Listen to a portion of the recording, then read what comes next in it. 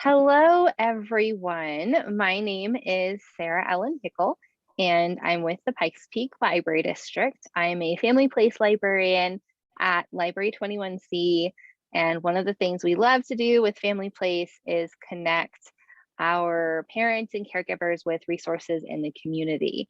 So this series, which is our Parenting Little Ones Q&A series, is one way that we get to do that. And I'm really excited to bring tonight our fabulous resource professionals on the topic big emotions and big behaviors, all about behavior, mental health, and social skills. So a couple housekeeping things before we really get started. I'd like to remind any attendees to please change your name. On the Zoom, you can do that if you click next to your name in the participants box. If you click on that participants box, that helps me know who has come so that I send the follow-up email to the right people.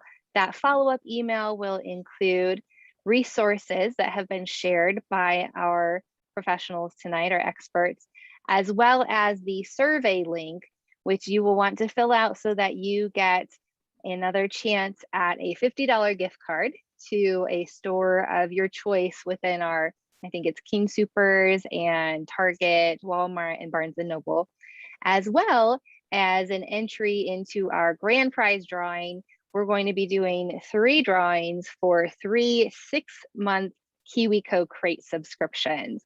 So be sure again to change your name so I know who to write down. Your name is not going to be in the recording, but that will be a way for me to get that email to you afterwards with that survey link. So as we get started tonight, I am going to say, please feel free to start putting any questions that you have on in the Q&A or in the chat. The Q&A will be anonymous tonight, so even if a name shows up in that, we will not be saying it and it will not show up on the recording. And if you're having trouble, it looks like someone's having trouble finding, it's the participants at the bottom of your Zoom panel. There's a thing that says participants, and if you click on that, it should pop out a box to the side. And then when you go over there and hover over there, there's a button called More, and you can click on More, and that's where you can change your name. So otherwise, if you have trouble with that, feel free to private message me through the chat box and just let me know who you are and I'll write it down. So I'd like to welcome our experts tonight. We have with us Paula Herr from Maternal Child Health Program at El Paso County Health Department. She is a child development and behavior specialist. We also have Wendy Doan, a behavior health supervisor with CPSD Head Start, and Carrie Redwine, who is a licensed professional counselor and the Child First clinical supervisor for Savio House. And Child First is a brand new program there, so she is eager to tell you all about it. Carrie, would you like to introduce yourself a little bit more and tell us about Child First, please? Yes, I'd be happy to. Good evening, everyone. So excited to be here tonight with you all.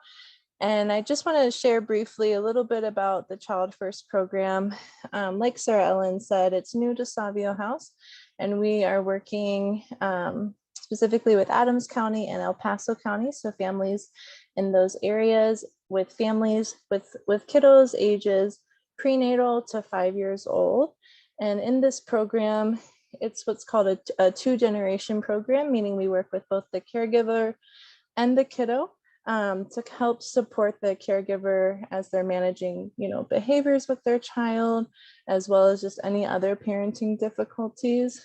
This program also offers, in addition to the therapeutic component, we offer support from our family support partner who works as a team with the clinician, with the therapist, to help families get access to different resources in their area and help them achieve any additional goals that they have in addition to that therapeutic component. So that's a little bit about Child First, and I'm happy to answer any questions or provide any more information as it's needed.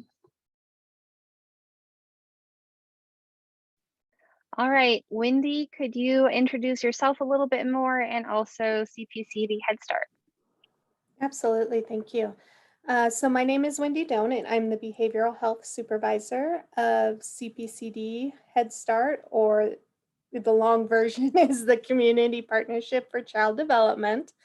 So I've worked in and around families my entire career with foster families. I'm also a licensed professional counselor, so I've done therapy, I've taught parenting classes, and I came to CPCD to work with our younger kids about 5 years ago.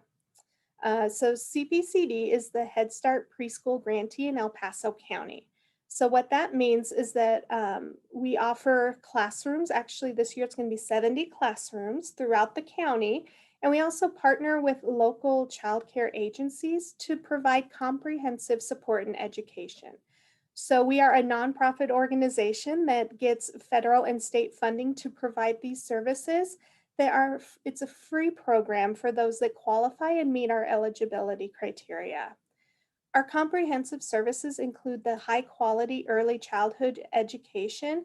We have classrooms, we have schedules, we think of elementary school, but younger and more age appropriate for our 0 to 5 kiddos. We're not a drop-off childcare center. We're a little bit different in that way. But we also, as part of that comprehensive care, we have behavioral health that works with parents, with teachers, with children in the classroom. We have nurses. We have what we call family advocates that help support the family, provide resources. We have special needs therapists. Really, we try to take a whole bodied approach, I guess, to supporting children and families in our program. In behavioral health, we are responsible for the social emotional curriculum. So that's teaching feelings, coping skills, friendship skills, problem solving, things of that nature for kids 0 to 5. And we teach these and support these both in the classroom and in the family home. We support families, children, and staff with education about mental health related topics, and we help refer them to community resources as needed. If you are interested in learning more about our program, I understand that you will get an email after the webinar with some of our contact information, but if you go to our website, that's where you can find all the information on eligibility criteria and how you can become a part of CPCD Head Start. Thank you, Wendy. Paula, you're up. Good evening. My name is Paula Herr. I work for El Paso County Public Health in the Maternal Child Health Division. And there are two programs housed with maternal child health. And Sarah, did you have HCP your last parent panel? So HCP is one part of maternal child health, and they are the free care coordination group that is housed in El Paso County. And I am called a prevention and policy specialist. And this position actually started with, if you're not familiar with Colorado Springs, but 2016, we had a rash of suicides, and the department decided to put someone in a position to try to decrease bullying and suicide in our community. But El Paso County took what's called an upstream approach, meaning what can we do when kids are younger so that suicide isn't one of their options to decrease their stress and to hopefully decrease bullying. And the avenue that I have taken with that is I'm working more with children 5 and older, because I'm working in partnership with the schools to help teachers, staff, any adult that interacts with the students to be aware of the impact that toxic stress and trauma has on the brain and how that comes out in behaviors in the classroom. And from that, though, in all of my learning, we really learned that it all begins actually before a child is born in the first trimester or the last trimester, and then those first 1,000 days that a parent has with the child sets the template for almost everything that happens in that child's life. And so hopefully, and Sarah, thank you for inviting me. I learn as much as the parents do, listening to other experts as well. But we really want to look at, like Carrie, what you were saying, the 2-generation approach and helping young parents know what an impact their relationship and has on the success of their child. So I think that tell you a little bit of, I work with Peaceful Households in Colorado Springs. They, Kathy Orr is one of our trauma experts, and we have put together a program called ACEs for Educators. So we are working with certain school districts. And then I also am what's called a neurosequential model and education trainer. And that is a program that was developed by Dr. Bruce Perry, who is one of the, I would say, world-renowned experts on neurodevelopment and how we can help kids succeed in life by paying attention to how their brains develop. So I think that Well, as you guys, yeah, I think we have just some wonderful experience and wisdom on this panel here tonight. I already have a couple questions in the Q&A, so I'm going to say those soon. But first, I'd like to put up a poll, and this is a poll. We're just trying to figure out who all we have in attendance, how old your kiddos are. This will give our experts an idea on how to target some of their responses to questions. So looks like we have almost all of our attendees who have responded thus far. And let's see, we might have some folks who are not able to actively respond. So, okay, we have another 2.5-year-old. So I'm gonna end the poll and share the results. And it looks like we have several expecting parents, so congratulations, and multiple toddlers and several 3-year-olds as well. So we're happy to have all of you here. I'm going to stop sharing that and go ahead to our first question. So our first question tonight: my 3.5-year-old gets super jealous when I give attention to my 12-month-old. He will get loud, throw things, and hit to get my attention. The older child gets plenty of one-on-one time and devoted attention from me and many other adults. This happens multiple times a day, every day. He can express his emotions. He will verbalize sadness or anger. I just can't drop everything to help him emotionally regulate so many times a day. It's not getting better. Any ideas? So feel free, whoever wants to jump in on that.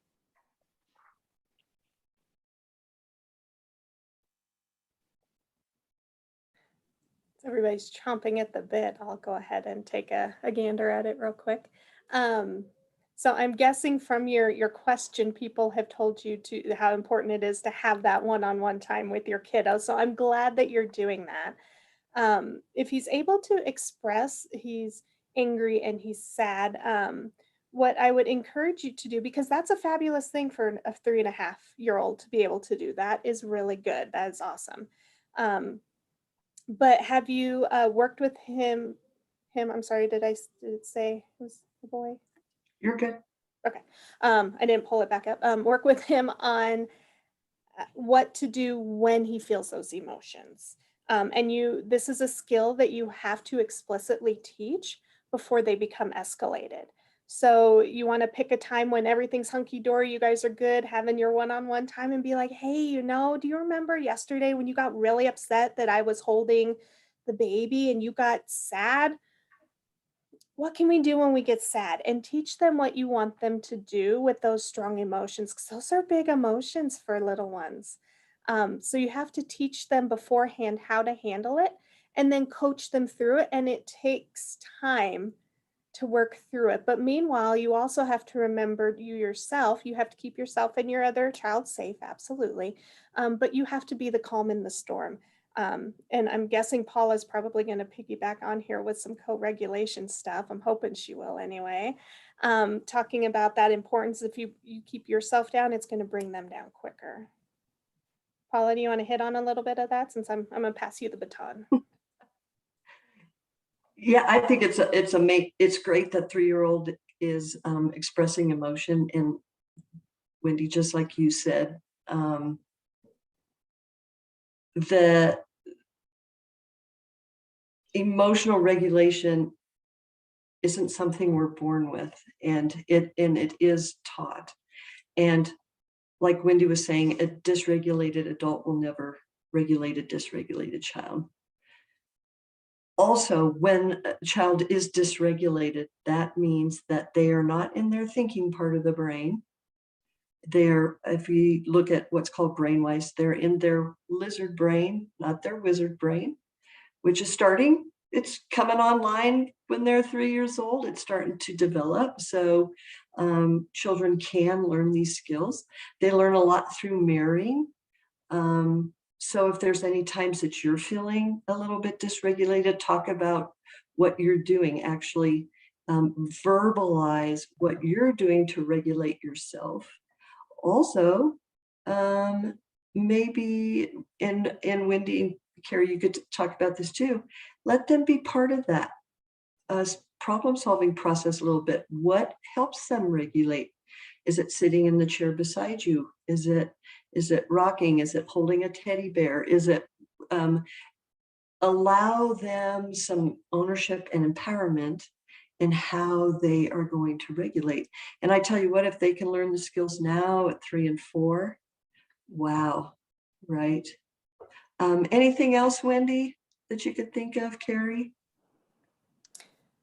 I don't necessarily have anything much more to add. I think what Wendy and Paula just shared, I would definitely second.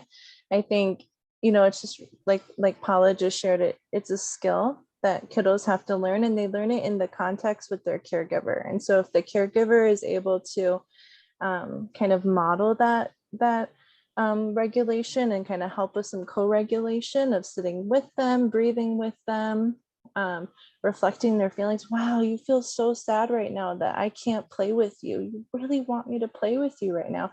And some of that reflection can also help them feel seen, feel heard, feel understood. And so that was just kind of what I would add. But as far as just some ideas for regulation, I like to use YouTube has a lot of great, just different breathing skills for kids. There's a lot of different yoga breathing that you can do with kiddos in the moment. I do this because it's a rainbow breathing skill that I've used with kiddos. So some really great, resources on YouTube. You can kind of search, deep breathing for young kids and kind of see what ideas you can find. I was going to add one thing. It sounded like, Sarah, in the question, it happens sometimes and not all the time. It happens multiple times a day, every day. Okay. And don't give up, because to create neuronal pathways, brain pathways, it's repetition. But if by chance it's not happening all the time, Dr. Bruce Perry, I love some of his quotes, but he says, be your child's historian. Watch, is something happening before these times of dysregulation? And is there anything that you could do to de-escalate before that happens? So just another thought on that. Yeah, anytime with any challenging behavior, if you are like keeping a journal of and becoming their historian, okay, this is what happened. Now let me think about what happened right before that, and I'm going to look for patterns.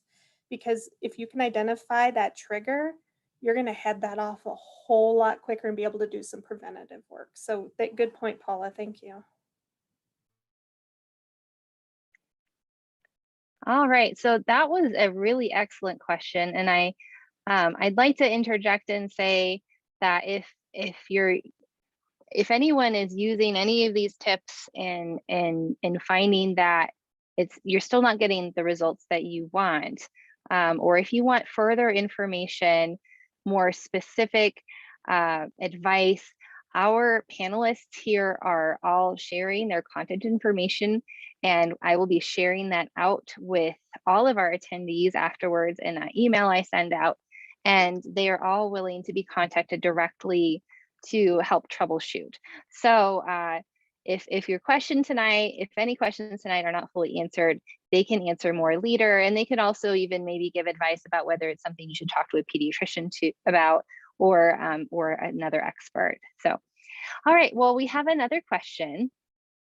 My child is 19 months old and doing great as far as cognitive development. Communication is very good. He was an infant when COVID shut everything down and is still learning how to socialize. And I was wondering if you have any tips on helping him make friends. As a parent, this person has some history that makes it kind of difficult for them in this area as well, but they really want to help their child foster healthy relationships. So does anyone have any advice for that? I'll go real quick, but social emotional development happens in stages, and kids have missed a few stages. So don't try to go from here to here. You know, the one-on-one with adults, one-on-one with another child, eventually move to, you know, a small group. It's still going to have to go in stages because they've missed the opportunities that normally happen. And if you don't have other kids in your household with them, it's going to be more difficult. We're just going to have to be patient. And they may be a 3-year-old, you know, so a 3-year-old may still have social skills of a 1.5-year-old, just based on those opportunities to learn and create those pathways. So be patient, it'll come. But be attuned to your child. They'll let you know through their behavior that this isn't working. And sometimes they take themselves out of the mix by moving themselves away. So, but be attuned to what they're telling you and their behavior. Yeah, absolutely. You're going to want to follow their lead.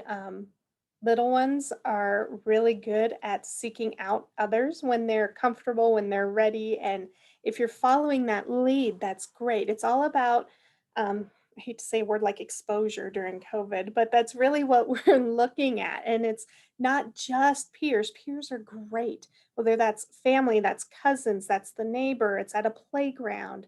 And when we're talking 19 months old, what you and I would consider making friends looks incredibly different. And I think that that's something that you have to take into consideration as well. Usually, you know, there may be some parallel playing near each other, and that's about what you're going to expect, right? A skill that you can start to teach here probably at some point, usually after 2 is when we start to teach it, something called tap and ask. Tap a friend and say, "Hi, do you want to play?" And guess what? They just made friends. Super simple skill that we usually start teaching somewhere around 2-ish in our early Head Start classrooms. Some kids earlier, some don't master it till later, but it's an easy way to enter into play with a peer. So that's a practical strategy that you can use as well.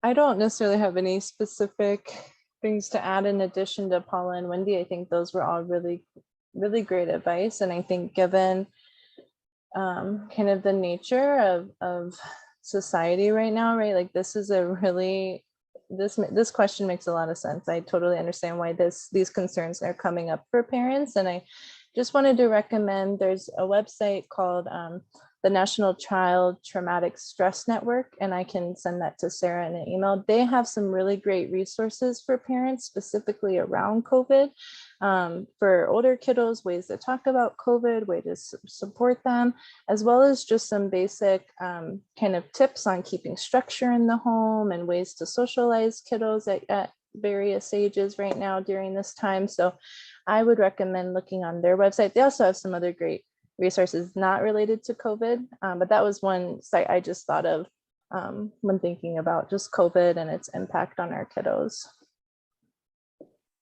That sounds fantastic, Carrie. Yes, please do share that with me and I will share that with everybody else. I will, We yes. have another question here. How can we help the fear of my 1.5-year-old when people knock on the door?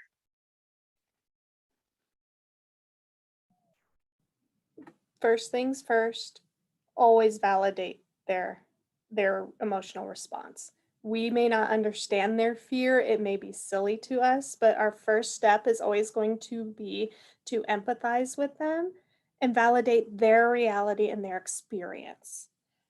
So I would say that that is definitely step number one. I think I guess I have more questions. I have answers, but and Paula's not. Everybody else is nodding. Yeah.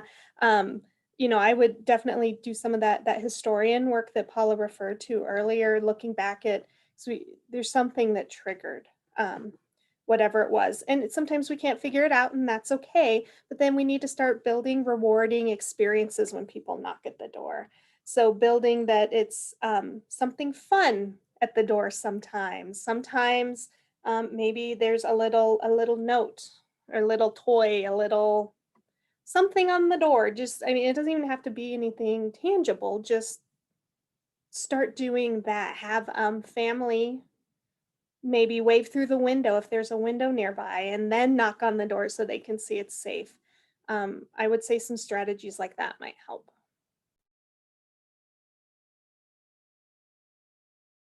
Yeah, if we truly believe behavior is a communication tool,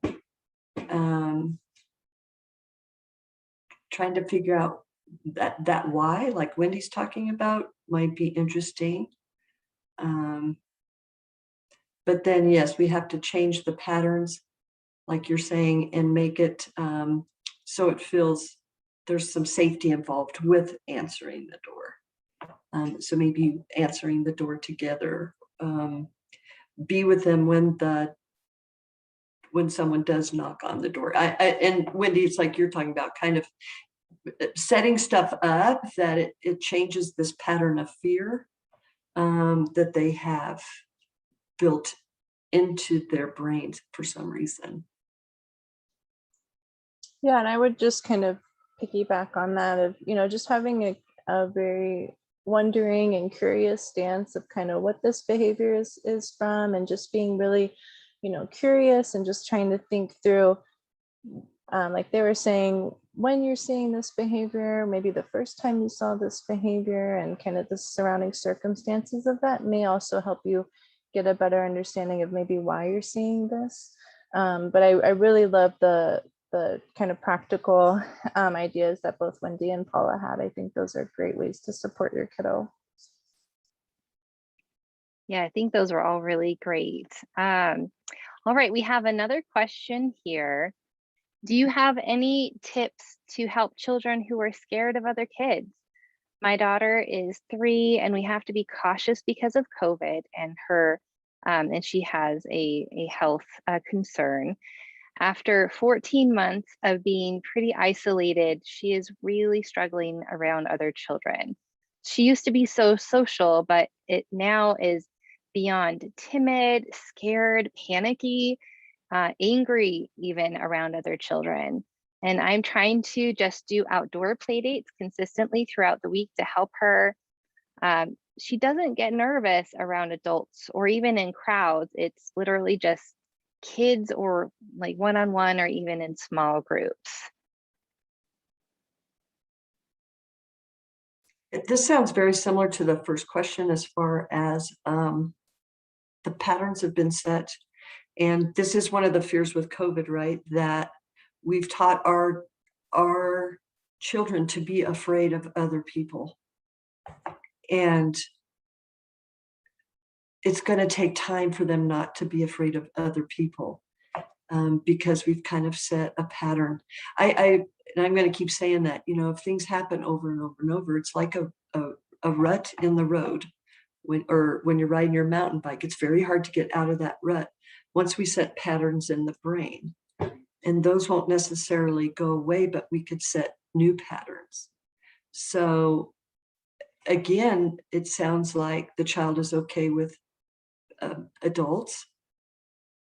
And we're going to have to go stages of, like Wendy was talking, parallel play, where they're just around other kids and they're kind of curious about what other kids are doing.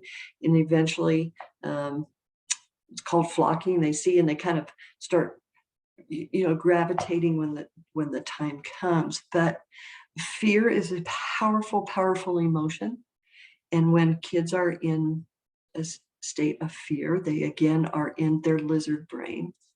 And it's very, very hard to, if you're trying to talk them through it, when they're afraid, the words don't really get into here.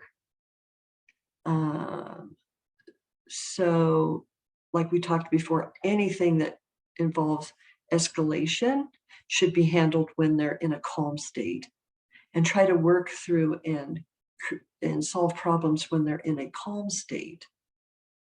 But it's going to take time and time and time, because for a year and a half or two, we've told little kids to be afraid of hugging their grandparents, playing with other kids. So I think we're all going to have to be patient with that. Yeah, and I would just add, like Paula was saying, to just really follow your kiddos' lead, really allow them to be, you know, kind of exploring, and if they're coming back because that was too much at one time, that's okay, right? Like, we want to make sure that we're not pushing and then making them become anxious or more anxious or more fearful. And I would say, if you know that you and your kiddo are going somewhere where there are going to be other kids, oftentimes kiddos, especially kiddos who are experiencing like a stress response or a trauma response, it's helpful for them to know what to expect, right? And so if you can help them have a clear understanding of what to expect, where we're going, who we're going to see, what are we going to do, and kind of be able to lay some of that out. And, you know, if there's a plan of, you can come back to me at any moment that you need to, and I can just play with you, or whatever that looks like, to kind of set them up for the best that they can do in that moment, is just kind of my addition of just kind of laying out what they can expect. Carrie, thank you for saying that, because it's all about safety. Yeah. And this idea about predictability, and especially, you know, COVID was trauma, Yeah. period. So safety, predictability, relationship, those are key. And Carrie, I loved that you talked, a parent should always be home based, that children can explore a little bit, push, and come back. And it'll happen all the way through their teens, right? And even at my age, sometimes I go to mom, right? Right. So thanks for bringing that up. Very, very important. This has been such a good discussion. And I will say, before, we have a lot of questions in the queue, so I think we're going to need to start going through answers just a little bit faster. But before we get to that, I just wanted to say too, that maybe something to consider would be looking for books and picture books about friendships.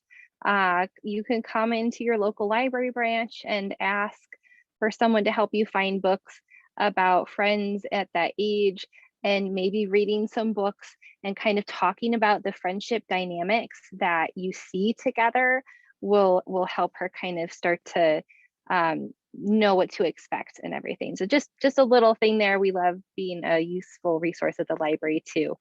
All right, so we have our next question, talking about mirroring and co-regulating. Do you have any tips for a parent who has depression and anxiety? I worry about this building up and my ability to teach these skills that I struggle with, that this parent struggles with. Absolutely. So I struggle with mental health. I'm a mom. I have 2 kids. So I've had a similar concern when, especially when my kids were younger. Um, and so my advice to you, both personal and professional, um, have faith in yourself. You're doing better than you think. I can almost guarantee it. And I don't know who you are. And I know that sounds silly, but it's true. Um, if you are aware enough to know that you need to do this, that's awesome. And so I would give you the same advice that I would give others, is that practice them when you're regulated. Practice what are you going to do. So when you know that when a child's behavior kind of piques your anxiety, or when you know you're struggling with a little bit of a depressive cycle, you know these things about yourself. Hopefully you're working on that, or you know that. You can practice these skills so that they become commonplace, because if you can practice them when you're not struggling, they're going to come more naturally. And the more you practice them and practice them with your kid, and it's okay if they see you struggling, because that makes us all, that helps build that connection. They say, oh, mom's having a hard time too. I'm going to help mom. And it's a beautiful thing that happens. So that's my advice. That also helps develop empathy, which starts when kids are really young. But Wendy, I liked what you said about, and also if you're struggling, talk about it. Within reason, but I'm struggling, so this is what I'm going to do for myself today. Do you want to join me? Be okay. Say, I'm struggling right now. Maybe you could color for a little while. Work together as a team. And there are mirror neurons. And if you are doing those positive things, your child will mirror them. So.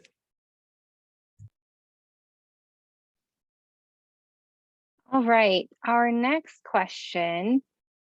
My 3-year-old hits, and it has become embarrassing at times when he has hit various family members and caregivers in public.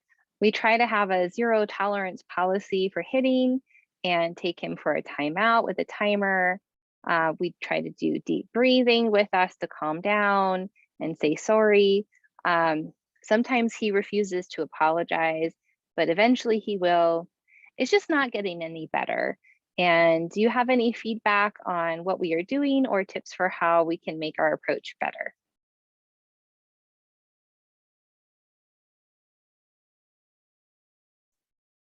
I just wanted to kind of jump in and say, feeling embarrassed when those things happen makes a lot of sense, right? As a parent, there's those feelings of, what am I not doing well? What's going on here? I can't stop this hitting. And so I want to just validate that feeling, that I think a lot of parents in those situations feel the same feelings.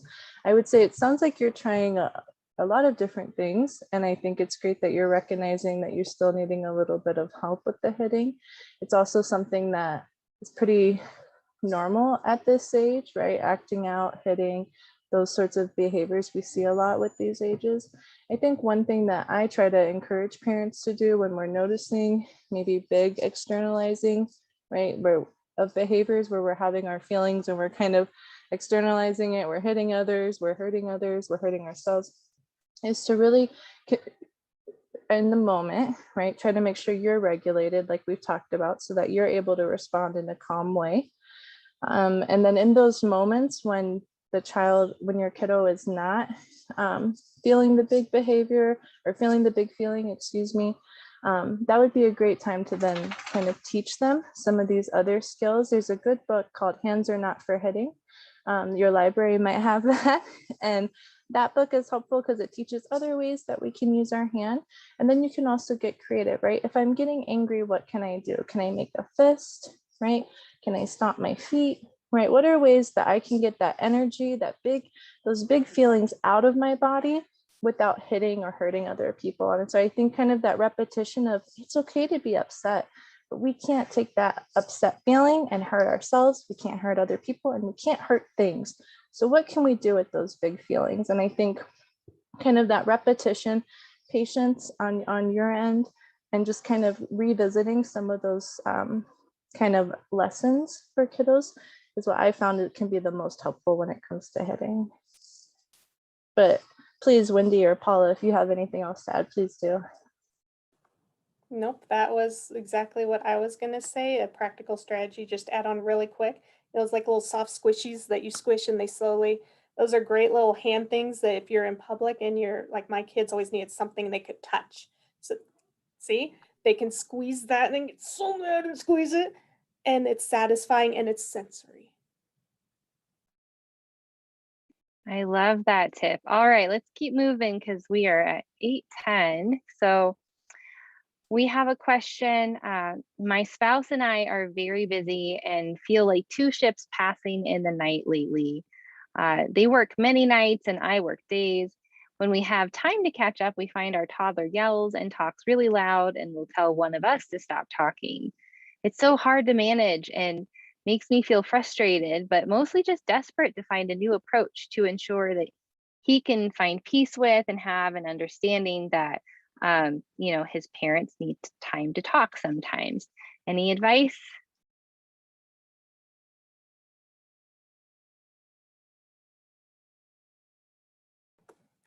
I would have a predetermined activity for said toddler. Something fun and super engaging, way more interesting than my parents talking. Something that only comes out when mom and dad are exchanging information. I would recommend something like that. Something else that I've had families in similar circumstances do, it's not as satisfying, but it gets the job done, is to have a notebook where you can pass off pertinent information so that if your meeting does get interrupted, you guys have a reference back on. Like I said, it's not as satisfying, but if that meets the need, then that may be something else that you can do.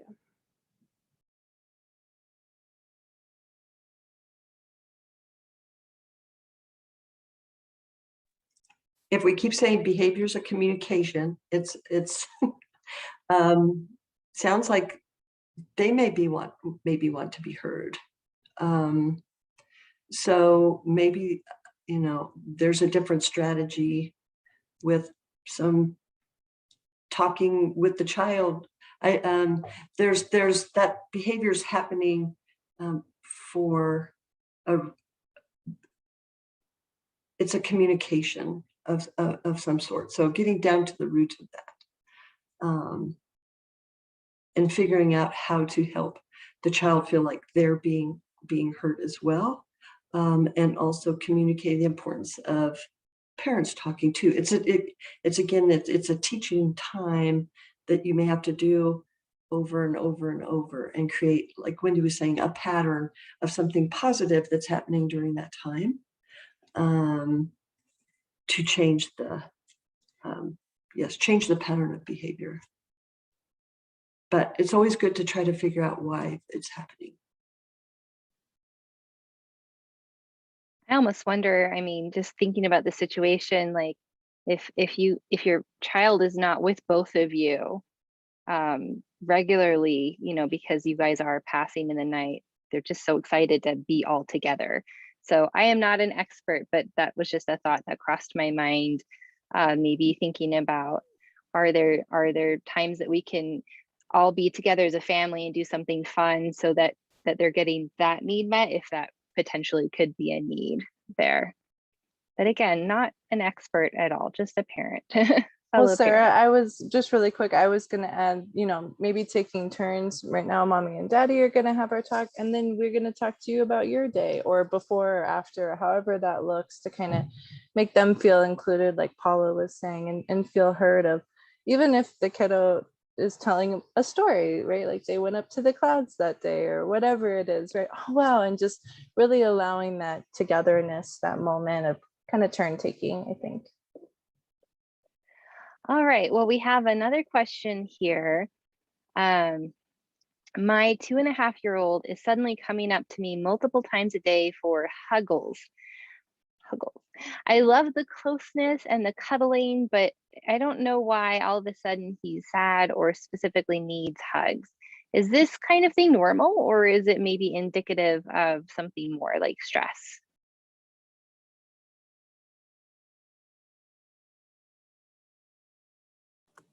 Yes. Really, it could be either.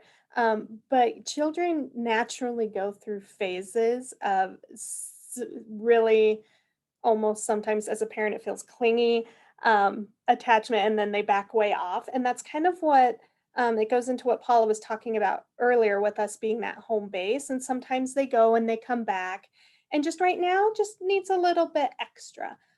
Could it be a sign of stress? It could be, it may be, but I wouldn't jump to that conclusion. My gut says it's probably just more just there being extra lovey, and I would say enjoy it. And it means you're a safe space. And just be that safe space.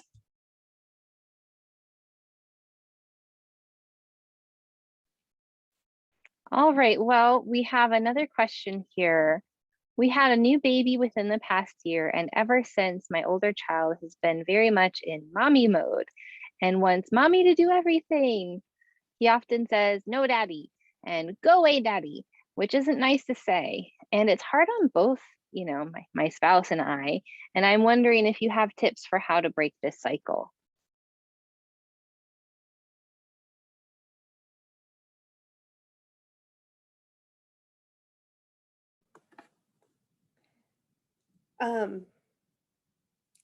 So I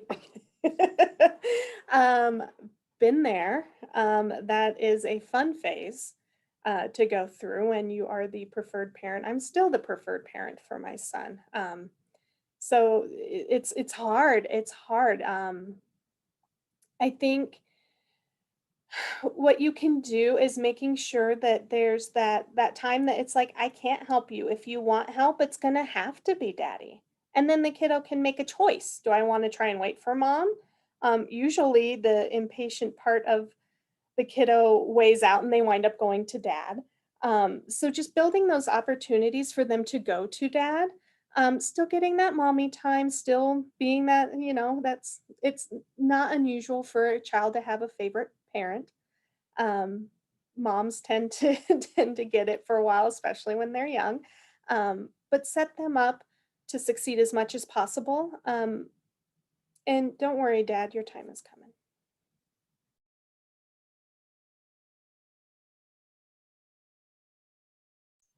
And the only other thing I would add, totally agree with Wendy, is, maybe if there's moments where if they're really set on you doing it all for them, maybe coming together, working as a team, you do this piece, then I'll do this piece, and kind of giving some choice of, you can choose to do this and then I'll help and come in and do this piece. Oftentimes giving options for kiddos and giving them a little bit of choice can kind of help them feel a little bit more independent, like they can do it too. And so that would just be the other thing I would add, is kind of work as a team. Beautiful control through choice. Do you want mommy to put you to bed or to do your bath?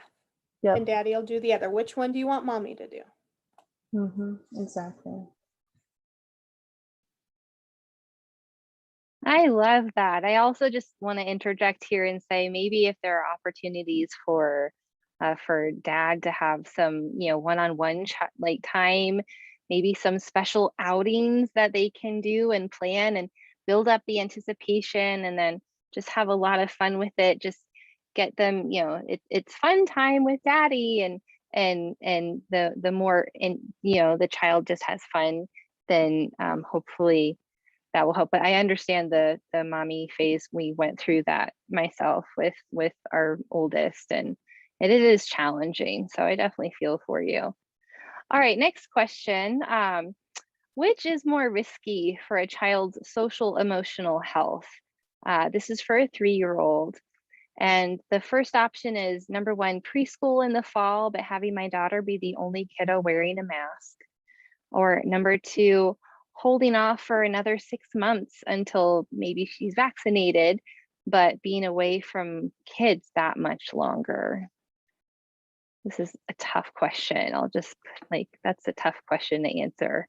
totally tough. But one thing I'm going to tell you from my preschools, um, the kiddos that are wearing masks, the other peers that are maskless could care less. I mean, it doesn't even phase them to any of the kids, whether it's the one wearing the mask or the peers.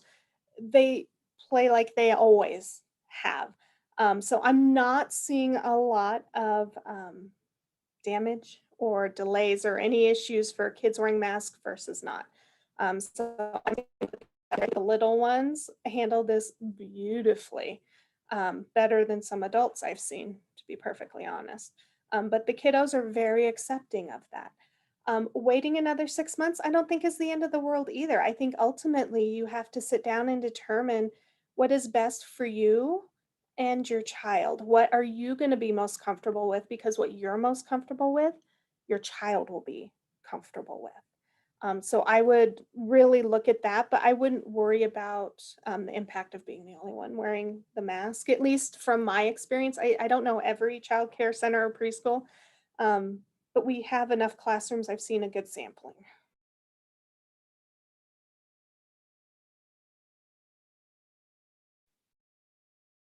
Anyone else have anything to add to that? I think Wendy went through those options really well. It's tough. It has to be your choice. That's always the thing, but be confident in your choice, because either way you will get through this. We will all get through this. All right, next question. My child's dad has limited parenting time with him and sometimes uses this time to tell him things that he starts to repeat. And I never want to react negatively because I want to keep communication open. Any advice on how to address what he's repeating without making him fearful of telling me what his dad said?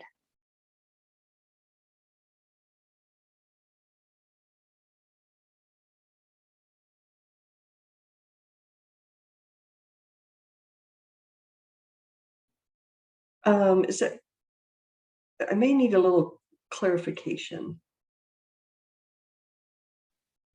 Paula, what kind of clarification do you need? Because they might be able to add that into the So maybe Q&A.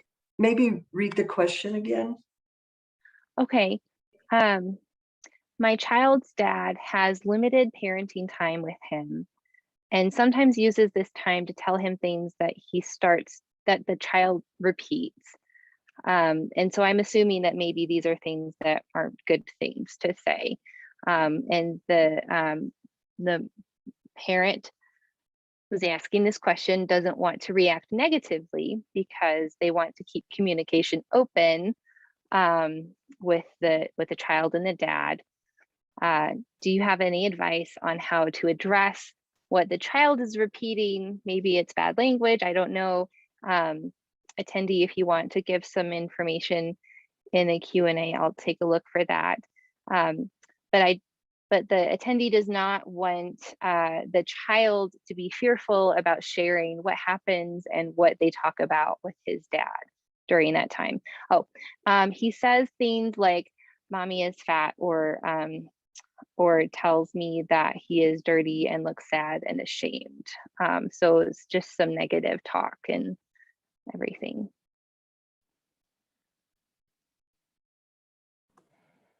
You know, typically I would say this is a conversation to have with the co-parent, but that's not sounding like that is a healthy option or a viable option. So if that is not an option, I hate to be making assumptions, but I'm guessing if you're asking us, that's not an option. It's a really tricky spot to be in because you're right, you're walking a tightrope of I guess I'm trying to validate that this is hard. This is very challenging. Carrie, what are you going to bail me out here? Oh, not necessarily. I was just right behind you, Okay. backing you up. Go for it. Yeah. So I think you don't have a big response if he says, he says mommy's fat. Yeah, I don't think I'm fat. I think I'm beautiful. Or, try and reframe it into something positive and just keep modeling for him what is appropriate language. I'm sorry, I'm saying him and I don't know, but yes, his father. if reframing it into something positive, making sure that you're making a lot of those deposits of, you're smart, you're so good at soccer, you're just whatever the praises that you give, really making those deposits and doing what you can to build him up when he's with you. If you cannot talk to the co-parent about some of these issues. Carrie, what would you add? The other, yeah, no, definitely. I think the other things I would add were just to thank him for telling you, for feeling safe enough to talk to you about it, as well as if he's hearing or saying things like, I think I heard that he was dirty or bad, or kind of, you know, repeating some statements that he's hearing about himself. I think asking him how he feels, or recognizing that hearing those kind of things would make me feel sad if I was told that about myself, and just kind of recognizing that it's okay if hearing those things hurt, and that sometimes people say things that hurt our feelings, and that it's not okay, and that they should tell us if somebody makes us feel uncomfortable or unsafe, that it's really important that he comes and tells you. And so I think it's great that he's doing that he's repeating those things around you, he's telling you. So I think to keep that communication open is just to keep really thanking him, encouraging him to tell you when people say hurtful things to him or hurt his feelings. Would just be the other thing that I would add. Of course, ideally you could talk to the co-parent, but if that's not a possibility, I think really just encouraging kiddo to keep coming to you. I'd like to just add again here a reminder that all of our experts tonight are willing to continue conversations and answering questions afterwards when you get their information in the follow-up email that I will send, which will probably be this Saturday. So please do look for that. And if you have further questions or you want to continue the discussion, being able to give them some more information that might help them with reframing their answers, that you'll get their information soon. We have just a couple minutes left. I'm going to say here, one of our attendees has asked for more resources, and I lost the question. Where did it go? Oh, Wendy was answering that. So yes, we can certainly put together some resources and include those in the email out about some developmental progression and everything. So our last question though of the night is going to be, ever since my toddler has started preschool, he started whining a lot when he comes home. This is a behavior I think he's picking up at school. He also copies other kiddos' words and actions a lot lately.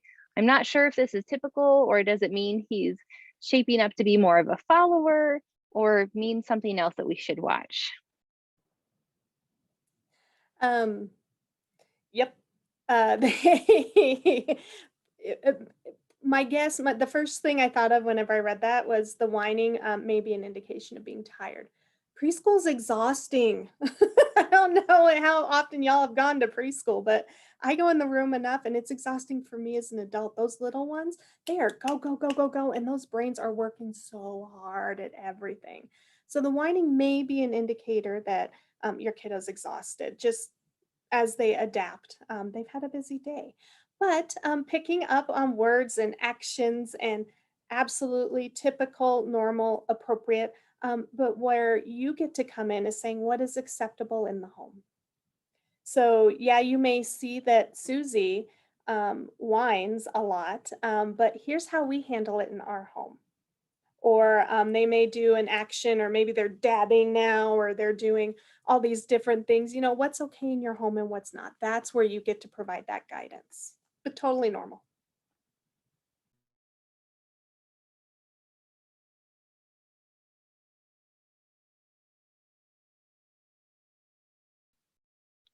Anything else to add? I don't think All so. right. I think Wendy is our school, expert. So I will let her do that one. Well, let me see if we have any more open questions. Oh, we have a thank you all so much for your information. I think this has been an incredible program, and just to let all of our attendees know, this series is not going away. We're hoping to do it again this fall. We'll, the topics might change slightly, but with a topic like behavior and all of this, I think this is definitely something that we'll be bringing back, because behaviors change and children develop so quickly. So you can look forward to seeing this again. We will have the recording on YouTube, hopefully sometime next week. We can always upload, but we don't know exactly when it's going to get posted. And please do be on the lookout for that email from me in a couple days, and then fill out that survey so that you get entered to win our fabulous prizes. So yay, right? So thank you all again for participating, for sharing your wisdom. We've had a lot of really good questions. Parents, I know that this is an anonymous program when you put out your questions, but I feel like one of the benefits of a program like this is knowing that other parents are going through things that are very similar, and our children go through different stages, and sometimes it's at different times, but I hope you're all feeling reassured that these are behaviors that happen, and that there are definitely some great solutions out there. So I hope you all have a really great night, and have a good night. Thank you again to Wendy and Carrie and Paula. I'm going to end the recording now.